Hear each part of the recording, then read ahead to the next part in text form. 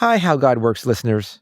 Since we're off this week, I thought it might be a good time to drop an episode from a new PRX podcast I love into the feed. I wanted to share it with you, as I know How God Works fans like grappling with big questions. And when it comes to those, what it means to be a mother is near the top of the list. That's why best friends Julia Metzger-Traber and Tasha Haverty decided to explore the depths of mothers' hearts, minds, and experiences on their new pod, Mother is a Question. In the first season, they'll crack open definitions of motherhood and listen for what often goes unsaid through playful, intimate conversations with mothers from all walks of life. This isn't your how to get the baby to sleep or how to find the right preschool for your child type show. And on the first episode, you'll see why. Join Julia and Tasha as they explore a question that many soon-to-be mothers and fathers might wonder about. What is unteachable about mothering? So to me, it is a dance of caring for other people, guiding other people who happen to be your children. And sometimes you can mother people who aren't your children. You can mother other women your same age. But it's just a constant guidance, a constant struggle over who's right and who's wrong, a constant caring for, teaching, in the hopes that you can send them out on their own and that they can make it in the world and become who they want to be. This is the first episode of Mother is a Question. I'm Tasha Haverty. And I'm Julia Metzger-Traber. Tasha and I have been best friends and learning from each other since before we got our periods. Now we're both raising tiny humans, mothering, on the precipice of a tectonically shifting culture. What is a mother, we ask? And everything answers.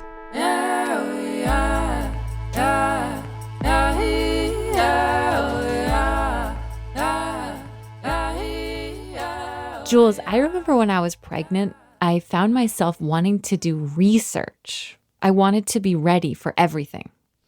That makes sense. I just couldn't even wrap my head around anything beyond the birth. Right. I mean, how can we? And now that I'm a mother, I feel like there are things you can teach and prepare for, like maybe ways to carry your baby or tools for how you might be able to help them sleep, maybe.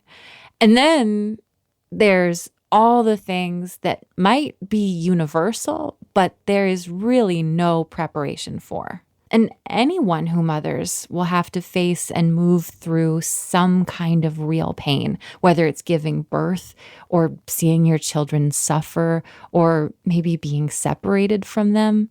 How do you teach that? How do you prepare for that? Yeah, I mean, there's no way. There's no way to know until you live it. But of course, we still try. So I want to tell you about someone I met 10 years ago. Someone who was actually a teacher of motherhood. She worked with women who were pregnant, on the verge of becoming mothers, or with women who had just had their babies. The way that I feel like I want to be known is as someone who is inspiring. She introduced herself to me as T. Her name is Teourialier Johnson. That, when you speak to me, it's how you feel like it's a heartfelt conversation. You feel like you are being listened to, but also that you're given little nuggets of wisdom that you could take on and that can transform your life in some kind of way, even if it's a small thing.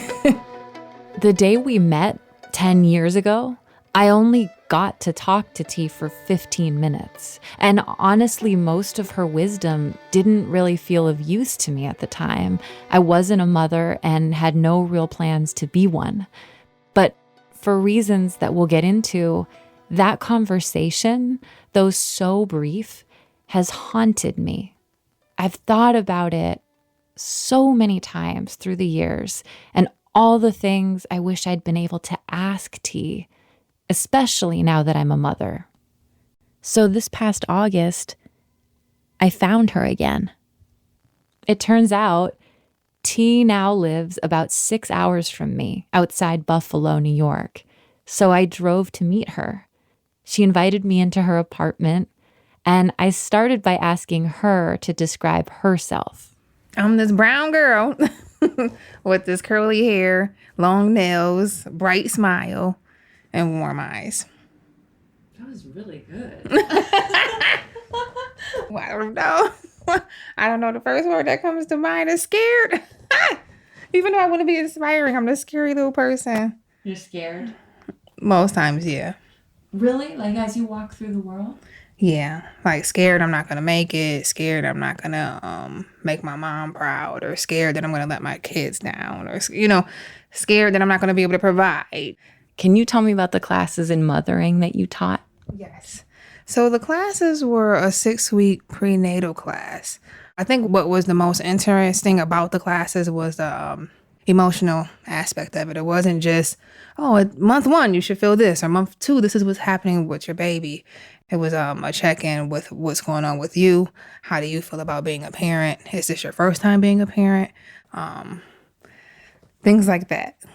Basic classes on how to groom the baby, how to bathe the baby, how to bond with the baby. So, say for instance, we might have had a mother who was suffering from depression. I would stay with her in the room with the baby and kind of like navigate the bond between them two and try to help her engage with the baby more. How much was it coming from within versus stuff you were reading or observing in other women? Where did that come from, that knowledge? Well, a lot of it came from stuff that I did not know. I'm like, oh my God, I totally botched this. Nobody told me I was supposed to do it this way.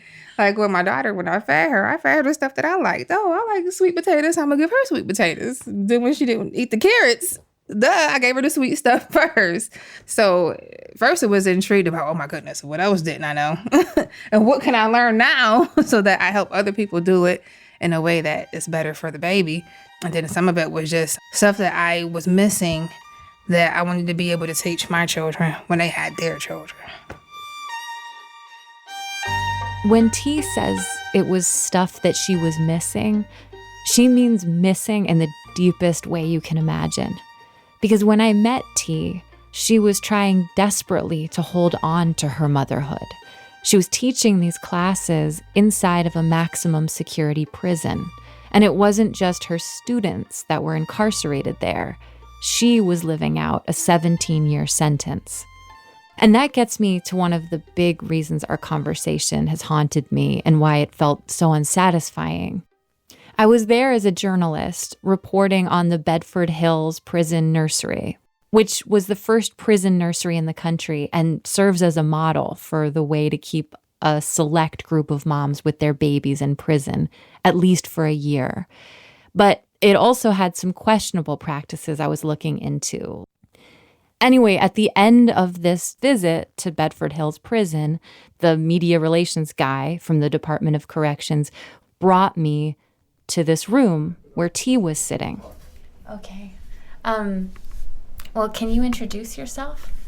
Okay, my name is Teourialier Johnson. I'm 31. And I don't know what more information you would like from me. And told us we had 15 minutes. T was so generous with the facts of her life and her experience, like the fact that when she got locked up, she'd given birth to her son just a month before, and that she also had a 4-year-old daughter. Choose to use your time to do. Well, I think it's a very fulfilling role. But T wasn't one of the moms who actually got to stay with her babies. Her children were at home, and she was here. We have a very close relationship regardless of the situation, but I feel like... So to share that all with me, this stranger, and working in a job in the prison where she was holding other mothers' babies, as I got ushered out by this guy from the prison administration, I just felt sick to my stomach. I wished I had found a way to tell him to give us more space and more time. 10 years later, T's home, and I'm sitting on her couch. So when we met, you told me that your son was a month old when you went in. So just to talk about the hardest parts there of when you walked into the nursery, you're seeing these babies that are his age. Mm-hmm. So I think the connection was with a lot of the mothers is that my baby is the same age. And while I'm separated from my baby, you're here with your baby. And how can we make it so that you can be there with your baby long term? You don't have to be in my predicament. You can learn from me and do something different. So sometimes they would be going home with their baby. And then sometimes some mothers will have a longer stay. So the conversation become even more in depth of how do you mother from a distance. How does it feel talking about, for example, when you went in and your son was a month old, now that you're home, is it any easier to be asked about this stuff? No, like it is not easier because it still kicks up the same emotions about all of the stuff that I missed. My son was a month, but my daughter was just 4, starting school. It's never an easy conversation. Does it feel okay to talk about it? Yeah, to me, I will always want to talk about it because I want people to learn from the experience, or people who are in the experience to be able to have somebody to identify with.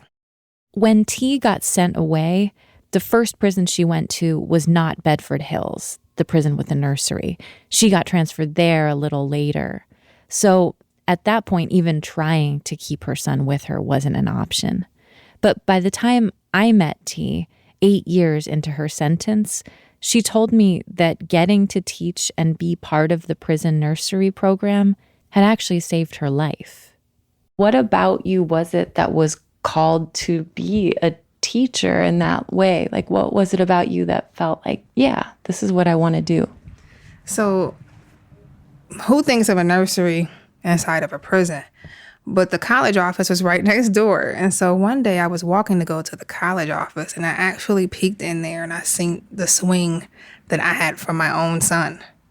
And so at first I immediately started crying. I'm like, oh my God, this is terrible. It brought back memories of a life that I could no longer be a part of. But then as I kept walking back and forth, I'm like, well, maybe I should try to see if I can get a job in there. And I actually did, and I loved it. But it wasn't just typical babysitting. Like, we were being taught how to interact with the baby. It wasn't that you seen them from afar. You came in and you got down on the corral. There were activities that we had to do. We had to set up the corral in a way that encouraged child development. And so it got my mind working. Like, I had already had 2 children, but I hadn't experienced it this intense and in this way. And so being that I had experienced it in a new light, then I started being more engaged with childcare. And then they thought I would be a good candidate to teach the prenatal classes. So it was a tough situation because we were in a nursery setting. I kind of understood a little bit more because not only did you just have a baby, you're not around family, you're locked up, and you're expected to be a great mother when you necessarily don't feel even great about yourself. So the whole interaction was a trying one because me and the mother were different ethnicities. And not that that matters to me, in the bigger scheme of things. How do I reach her where she's at when we come from totally different backgrounds? I could be seen as a threat. Like, you're coming in to tell me how to mother. You're in prison yourself. And, no one understands my situation. They're all judging me. So in this moment, only thing that I could do is use my other hat. And my other hat is that I've always had a passion for doing hair. And to me, when a woman feels good about herself, then she could feel good about other things. And so here I am trying to navigate, but without feeling like let me hold the baby. Like interjecting in a way that can seem threatening. Instead, I said, let me do your hair. And so I do her hair and she starts feeling good about herself, but me and her bond. So now she allows me to, when the baby is crying, I could pick the baby up and she doesn't feel offensive. You know what I mean? By the time it was over, oh, that's your Black mother. That's what she was saying. But it was such a good experience for her. Now I could say to her, okay, well, maybe try this or maybe try that. I can make suggestions to her and she's more open to it because I took care of her first. Were they always white? When you say there must have been some Black women that were there too. They were. And you would have thought that maybe they would have got her a caregiver who looked more like her. But to me, in the scheme of things, when we're locked up, we all look the same when we put on the green uniform, So they just sent in the person that they felt was good for the job. And thank goodness, it worked out. But some of these students of hers, fellow mothers, were in this agonizing situation of being with their baby, getting taught about motherhood, knowing that in a few months they'd be separated from their baby. They'd stay in prison and their baby would go home. So your job was to take care of the babies and also take care of the moms for how long would that go? Like, how long would those relationships be with those new moms? Depends. If they're staying for a short period of time, it'll be for a short period. If the baby goes home and they have to stay longer, then granted, I might see them in population and still keep in touch. What was some of the common wisdom you tried to share? Things you would try to teach these new moms? It would be to engage the baby where the baby is at. So a lot of times, because it was our job to engage the baby, the mothers would just throw them in the corral and go on about their day watching TV. And, a lot of times the kids will act out, but it was really because their job is to play. And as a mom, sometimes you have to play with them to understand them. And so a lot of times the mothers will kind of miss that. And I don't know, again, if that's a teachable skill. Like I had one baby, if you would put him down, he would do like this little hand closing motion, and his mom thought that, oh, he's just being spoiled. But if you really looked at him, what he was saying is that he had a problem with transitions. So you can't just come in and bam, put him down. So like say, for instance, when it's time to change him, I would sing the same song. Or when it was time for him to interact with other kids, I had to sit down with him, introduce him, then back away, So a lot of times mothers didn't realize that the kid was speaking in their own language if you had a moment to hear. And a lot of mothers didn't yet. But that's what the nursery kind of taught us as caregivers. We were on the floor with the kids, looking at the world from their view, listening to their cues.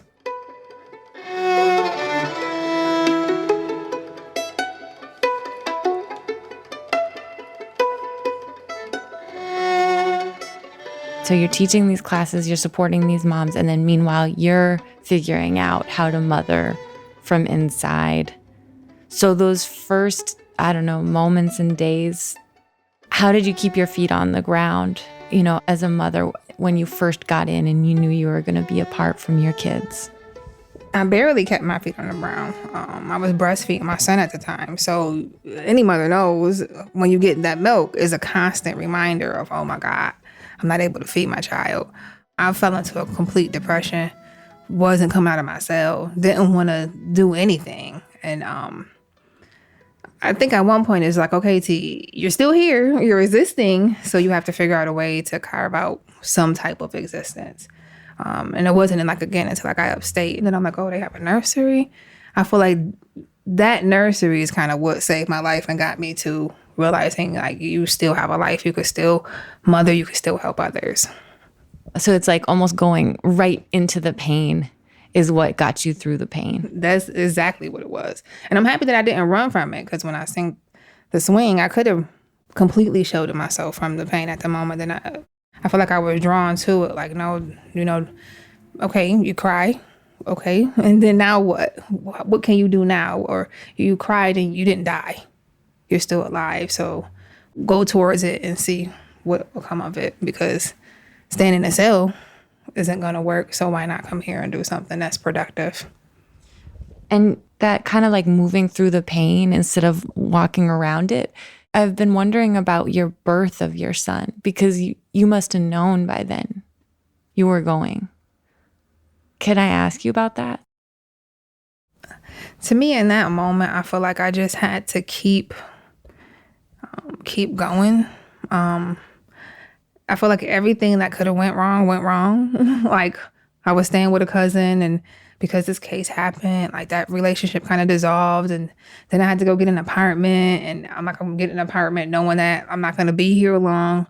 But you have to keep. It was like a time in my life where I felt like I was shadow walking, as if you have to keep going, even though you know what the outcome could be. You still have to keep going no matter what. How was the actual birth for you? And where were you, and what do you remember about it? I let it be a joyous occasion, because to me, I feel like you can't let circumstance rob you of a life coming into the world. And so I just did the best with it that I could.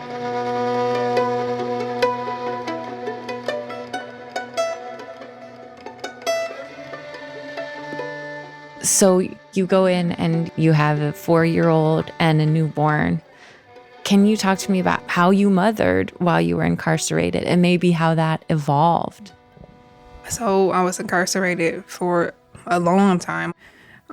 So mothering changed throughout the time. At first, both of my kids were with my cousin. And then that situation changed. And one child was in Florida, my son, and then my daughter was still local. So I was more able to be more present with mothering her, where it was harder because he was further away. I think mothering was just taking advantage of opportunities at the children's center. So if they had a summer program, my daughter was involved. If she can go to summer camp, she was involved. I'm not gonna lie to you, I was in their face all the time. Like, hi, what do you have? Okay, yes. Sign my daughter up. The Children's Center was where T was working. And in addition to having the prison nursery, it had programs for kids visiting their moms, sometimes for a few hours, sometimes overnight. I was that parent that was always knocking the door down. And the director would say to me sometimes, I'm confused why you are that only parent sometimes. What do you mean? Like, why aren't more moms fighting tooth and nail to get close to their kids if they can? Sometimes I feel like they don't know. Sometimes it could be a rocky relationship with the guardian, or sometimes people don't want to walk into that pain. They rather go in a different situation, whether it's drugs, whether it's being in solitary, anything else than to deal with that. Some mothers haven't fully engaged in being mothers. Like even with the nursery, I would ask this question, was this pregnancy planned? And a lot of times the answer would always be no. Do you have other children? Yes. Have you mothered those other children? A lot of times, no. A lot of times this would be the first time that they're sitting down and are making a decision to be a hands-on mother. So inside, sometimes you have groups of women who their relationships are centered around motherhood. When the birthdays come, we're all making cakes and celebrating that child's birthday from the inside, or we're all sending birthday cards or signing cards, And then some women, they don't want to think about it. T's kids would come for what are called trailer visits, overnights in a trailer on the prison grounds. It was the only time T got to be with both her children together. Her daughter was living with her cousin, then her daughter's father in Buffalo, and her son was with his grandmother in Florida. Then after these trailer visits, they'd leave, and T would be without them again for months. So it's one thing to teach other moms these really deep universal principles of mothering, but meanwhile, she's also trying to live them.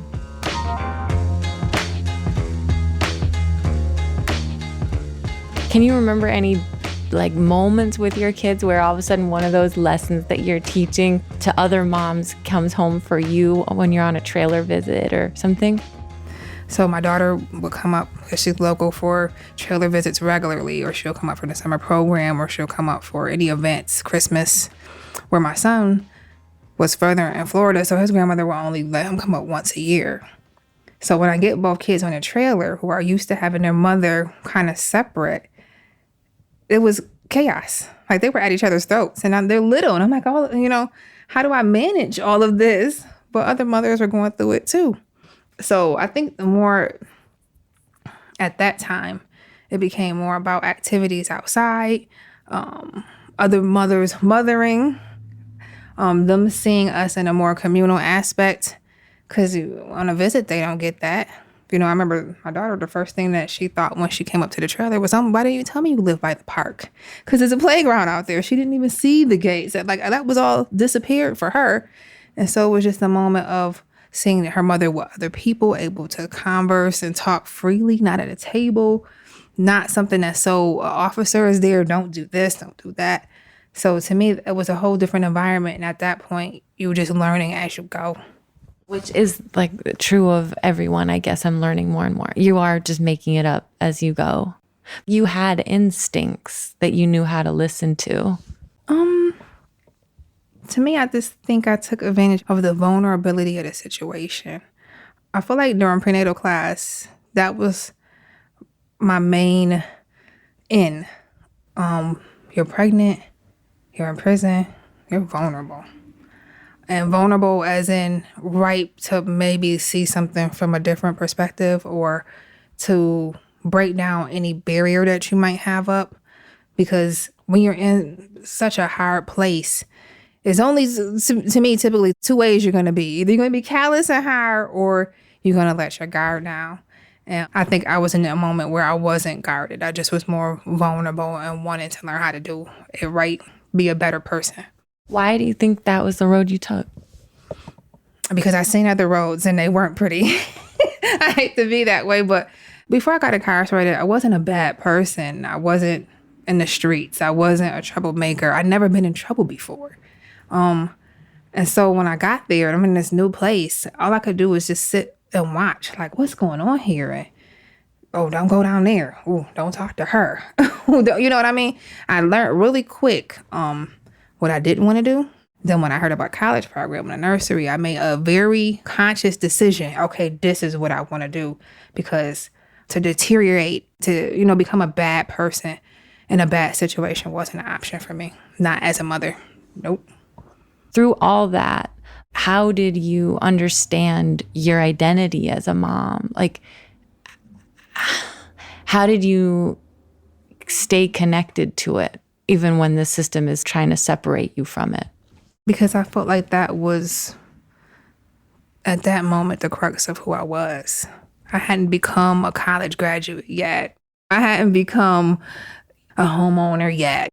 That was like the main focus point of my identity. I wasn't a wife. I was a mother.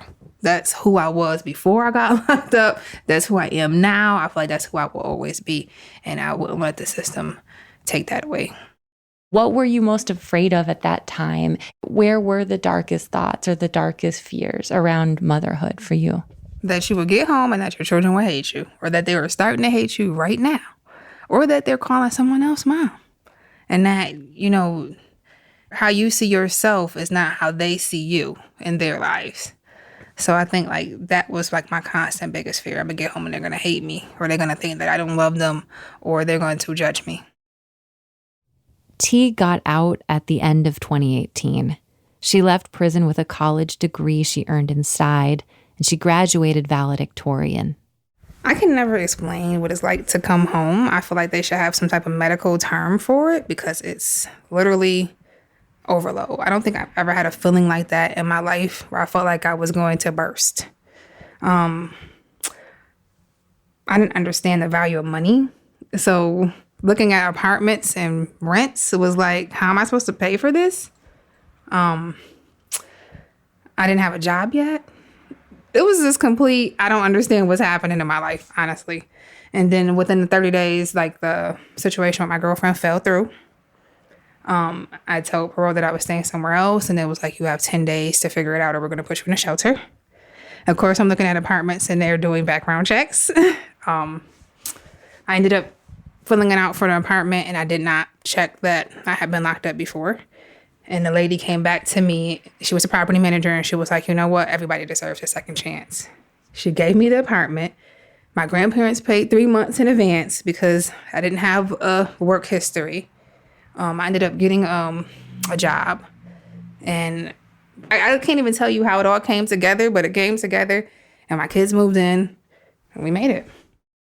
Eventually, T found not one, but 2 jobs, a factory job overnight and as a harm reduction counselor by day, a total of 16 hours a day working. And for the first time in all of their lives, she and her 2 kids were going to be living together. I feel like, and I could be wrong, I feel like for women and men who come home, it's totally different. Like for me, when I came home, it was the expectation of, you're going to get your children. Like within, I want to say a month to 2 months of me being home, I had 2 teenagers. So it was get with the program. Like, you're still a mom. I'm expected to still be that. Was that an easy thing that they were going to be home with you? I mean, was that a process at all? Or what did you know when you got home you would have your kids with you? It was a process. So my daughter, I knew because she's local. She, of course, bounced back and forth between me and her dad. But the grandmother in Florida was resistant. That was kind of tough to navigate. My son's father got involved and was like, listen, this is not the agreement that we had. She's home. send him. He'll finish out the school year. Summertime come, send him. So then they get here and it kind of begins, like your life living in a home with them begins for the first time with your son. First of all, I was in an apartment that was kind of small with 3 bedrooms that were kind of small. He was from a suburb in Florida. So he's like, what is this? Because he loved me but didn't want to necessarily change his life, he had some resentment. He was breaking things, acting out. It kind of took a minute for us to figure out a dance and be able to bond. My daughter was completely jealous of my son, which was the typical in the trailers. She felt like he's getting more attention and I'm not. And at this time, she's in her last year of high school. And so to me, I feel like she was kind of more self-sufficient, where he's being like taken from all he known and brought into a whole different environment. So again, back to mothering and trying to figure out how to balance between 2 children and their own needs. It was a lot. It took a lot of work to get our relationship to where it is now. So then how did you understand your identity as a mom at that time? At that time, you're just trying to understand your identity as a free person, as a returning citizen. So it was a balance of all of these things. Okay, I'm trying to have a job and be whatever that title says, and I'm trying to be a mom, and I'm trying to pay the bills. At this point in our conversation, Tyler, T's son, came downstairs and into the kitchen to take out the garbage. Good morning. I said, he's coming down. Tyler. Hey. I'm in the middle of the interview. I'm Tasha. Hey, Tyler. He's peeking around the corner. Nice to meet you. Sorry to Good morning, Tyler. It's okay. Nice to meet you. I realized, meeting Tyler, that I'd still been picturing him as an infant. But he's 18 now and about to start college on a full scholarship. Okay. Wow. Congratulations. I was going to ask you what you had to relearn as a mom, but it almost feels like it was a totally new... Totally new experience. I think relearning how to listen, if anything, and like figure out how they feel. Because at that moment, you're just trying to be the best mom that you could be. But they have their own feelings, their own lives. Listening, like, did you feel like you forgot that when you were inside? When you say you've had to relearn that, like... Well, listening with little kids is different versus listening with teenagers. When you're little, you can kind of guide and instruct. But once they're 14 and up, they have their own way of seeing the world, their own vision, their own goals, their own perspectives. Like, for instance, my daughter is so crazy that I was the one who was locked up, but I'm the most productive and progressive parent. So for her, the expectations, she had been living one way with her dad, and now my mom is here, and her expectations of me in her mind was so much that she ran away at first. She kept running back to her dad. When you say she would run away, like, what do you mean? Can you give me a day or an example of a time where you had to figure that out? I'm at work. I'm working overnights. So something told me to come home. Okay, I'm gone 16 hours a day. And I come home late, middle of the shift. My daughter is in the hallway with a boy. And so I'm like, oh no, this is not happening. He has to go. She runs back to her dad because little did I know, this is the behavior that he allows. It's a conversation and listening to what she thinks is right in the world, who she thinks she is in the world, or how she thinks things should be in the world, or understanding her overall goals and us coming to a compromise of how do you get from point A to point B. So listening as in, why is she always running? What is she afraid of? What is her expectation of me? How does she want our relationship to be? Is starting from the ground up. Everything I thought went out the window. It was starting from the ground up, from where she is at that moment. Being a support and showing her, not only can you make the decision, you can accomplish the goal. And how did you know how to do that? Many mistakes, many failures and bumps and bruises. And oh my goodness, we're back at this part again. We went around the bush again. I think it had to be an adjustment in my mind about who I was in their life and listen to them about who they felt I was in their life. I notice with my own baby, I still have moments where I'm insecure that I'm not, and I'm in the easy part, like I'm not reckoning with a teenager and I haven't navigated what you've navigated, but that I get insecure about if I'm the right mom for him. Like if I'm doing it. Insecure about everything. So say for instance, Tyler asked me to come with him to Damon to meet a new track coach. So I'm there viewing the school. We're going through to the different facilities. And I'm sitting here. I'm like, Damon is private. It's $48,000 a year. What are we doing here? This is what I'm thinking in my mind. But I'm looking at Tyler and I'm watching him go. I'm trying to figure out, do I interject now? Do I not interject? Does he want me to speak on his behalf? Like, I'm trying to figure out, like, okay, what is it that he wants me to do here? Totally insecure. And I watched Tyler negotiate with this coach. I guess I'm just there as the, go ahead, get in there. Just the nodding head of, go ahead, son. And negotiate with this coach about getting a scholarship, getting the things that he needs to be able to go forward and do what he needs to do. And to me, I feel like in those insecure moments, if you laid the foundation, your child will show you that the seeds that you planted there, they're growing. And that's what he's done. But I feel like I set the example when I graduated from college in prison as the valedictorian. The seed was already planted then. I feel like you have to loosen the grip sometimes. There's always a fear that the world is going to take your kids away from you. And how have you let go of that fear that they're going to get taken away? I mean, that makes so much sense to me because you went through that how could you not have that? I struggle with it. Like, Tyler's going on dorm. Do I want him to go on dorm? Yes, because he needs to understand some living outside of us. I need to make sure the lessons that we taught you can wash your clothes, you can get to class, you can do your homework. But there's a part of me like, oh my God, he's going to be away from me. He's only 15 minutes away. And I'm like, oh my God, he's going to be away from me. I wonder if that ever goes away. I mean, you had it to the most heightened degree, but does that ever go away? I would like to think so, like, because now I understand that they're growing up. But it's still hard to deal with in a way that I know that they don't understand. They just look at it like, I'm just living my life.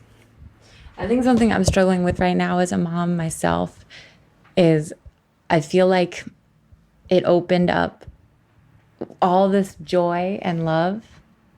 And then it also opened up a lot of darkness for me, like a lot of fear, because there's just now the worst thing is now like that you lose your kid or that they die or something.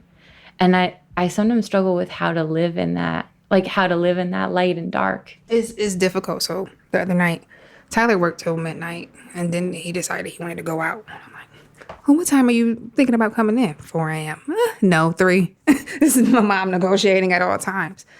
And then when 3 came and he wasn't in, you think the worst. Like, oh my God, what's going on? He's not in. Then I text him. He's still out with his friends. And I'm like, no, you got to be in. Oh, I work so hard and I'm going to school and I'm doing all the right things. I can't have a little bit of fun. And it's like, yeah, but anything can happen.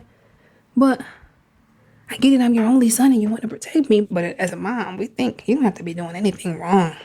And something bad can happen. And he's a black male. There's a constant worry that anything can happen to him at any moment. And I just think as a parent, you're going to always navigate that. You got to always worry. So back to the kind of final question I wanted to ask. What is maybe unteachable about mothering? You've done all this mothering in your own life. You've taught all these mothers. Is there anything that you just have to live and you can't teach? To me, I feel like all of it is based on experience. Like, to me, I don't feel like motherhood in a whole is teachable. You have to experience it, bump your head, learn from the mistakes, and regroup. To me, it's the learning from the mistakes part. Some lessons I have to learn over and over again, and I'm like, I thought I understood this. Like, why am I back here again? And then there'll be a moment where something happens, and it's like, bam, there it is, I got it. Always be open to learning. I feel like kids teach you so much every day. So never be shut off from learning and being receptive to what they have to tell you. You know, you have your job, your career, your mate, or whomever, but I feel like your kids is what shape you and teach you things about yourself that you didn't even know. Patience. understanding. Like they show you things that how to strive to be better. 'Cause even here, I wasn't always here in a good place so that they can go to a good school, so that they can thrive. So again, they push you and motivate you to be better.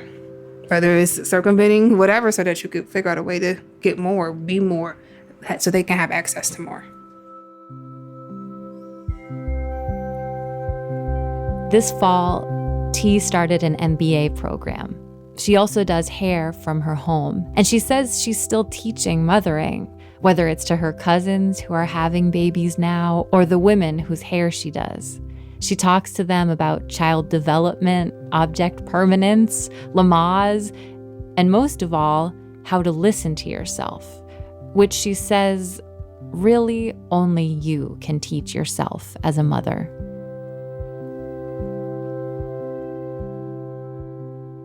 Tosh, I'm so glad you found T after all these years. One thing that really moved me is that she focuses so much on how you have to keep learning and growing, and with so much humility. Yeah. I think the thing that I most remember and that I was really haunted by when she first said it 10 years ago, and I'm so grateful we got to talk more about it, was that idea she brought up about moving through the pain that might come your way as a mother instead of going around it, and leaning into the moments that were most vulnerable as also the ones when we're most open to learning and surprising and even saving ourselves. Absolutely. Like, so much of the time we defend against our vulnerability and close up behind our armor to protect ourselves. It feels like moving towards the pain and being with the vulnerability. It's the unteachable heart of mothering. And in fact, maybe where you become a mother and create the roots for your children to blossom. It reminds me of the saying, "They tried to bury me, not knowing I was a seed." So this has been our first episode of Mother is a Question. We're continuing our journey from here through this territory called motherhood. This place that can be a portal into our humanity, full of shadows and mysteries. This place that's home to people who have birthed, who have not birthed, who cannot birth. This place for creating, nurturing, supporting, and affirming life. As we set out to find the intimate wisdom forged in the fires of mothering. To crack open definitions. And listen for the unspeakable. Will you join us? We can only make meaning together. So you, our listeners, our community, what's something about mothering that can't be taught? Leave us a message on our heartline, 802-404-1663, or send us a voice memo at motherisaquestion@gmail.com. We're listening. Something about mothering that feels impossible to teach is how to really listen to your child. And I mean that at every stage, how to listen to them before they have language, how to listen to them when they have some, how to listen to them when they have a lot, and how at every stage to begin to decode this complex web of needs and sorrows and joys that is particular to your child and that will never be fully realized in language. You know what you're doing. You love your child. Your child is not in control of its life. You are. That's very hard to teach. The child's going to go on and become the adult they're going to be. And what you have given them will come from your example. It won't come from what you've said. Occasionally it will. They'll look back on what you've said. But mostly they're going to look back on the way you were.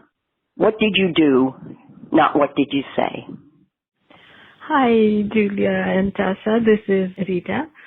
I don't think I received any advice on mothering. For some reason, that's how I grew up. And then I feel that there is nothing can be taught about mothering to someone else. They have to go through their own experience. First of all, every child comes with their own tendencies, and one formula does not apply to other ones. So you can teach about the general things like how to put the diaper on, how to breastfeed or something like that. But the deeper stuff, how to actually raise a child, cannot be taught. That's what I feel. Thank you. Bye. Thanks for being with us in the questions. This episode of Mother is a Question was produced by me. I'm Natasha Haverty. And I'm Julia Metzger-Traber. Our team is Courtney Florentine, Genevieve Sponsler, Sandra Lopez Monsalve, Emmanuel Desarme, and Whisper Speak Roar Media's Suzanne Schaefer. The executive producer of PRX Productions is Jocelyn Gonzalez. Our theme music is by Julia Reed and Rocky Sastry. Other music is from APM. Special thanks to North Country Public Radio, my first radio family and home base when I went down to Bedford Hills Prison and originally met T. Especially thanks to Brian Mann.